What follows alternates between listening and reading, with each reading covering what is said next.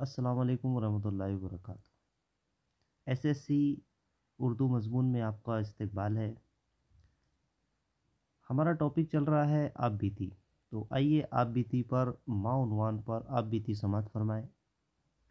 لکھنے کی شروعات ایسی کرنا ہے میرے پیارے بچوں۔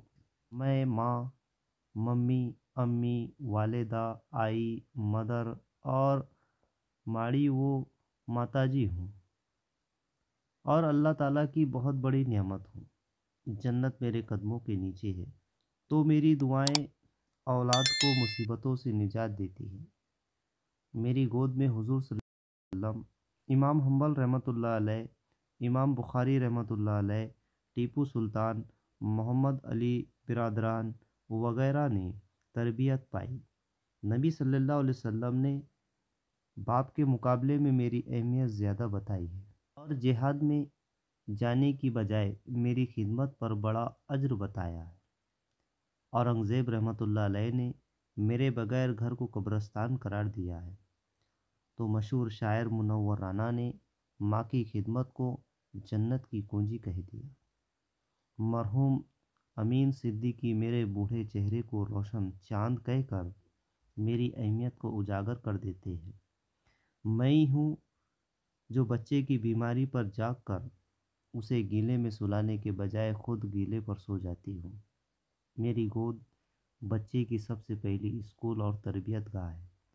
حضور صلی اللہ علیہ وسلم اپنی والدہ کے علاوہ اپنی دودھ ماں حلیمہ سعدیہ صوبیہ رضی اللہ عنہن کی بڑی عزت کرتے، اور کبھی کبھی ان کو طائف بھی بھیجتے تھے۔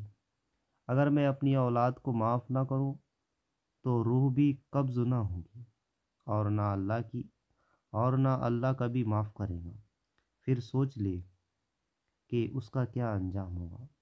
اچھے بچوں، آپ ہمیشہ یاد رکھیں کہ میرے کاموں کا کوئی مول نہیں، نہ کوئی پیمانہ ہے جس سے انہیں گنا جا سکے۔ قرآن میں میرے اور باپ کے بارے میں کہا گیا ہے کہ ان کے ساتھ اچھا سلوک کرے، چھوٹا لفظ کہہ کر دل نہ دکھائے۔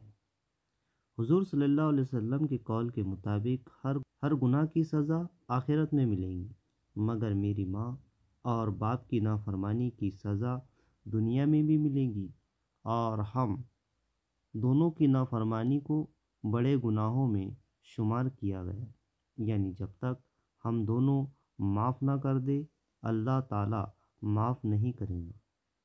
اب آپ جائزہ لیں گے کہ اگر میری نافرمانی کی ہے تو آج ہی اللہ سے سچی توبہ کر لے، اور آئندہ کبھی دل نہ دکھانے کا عہد کر لے۔ یقیناً آپ کامیاب ہوں گے، یہ میری دعا ہے۔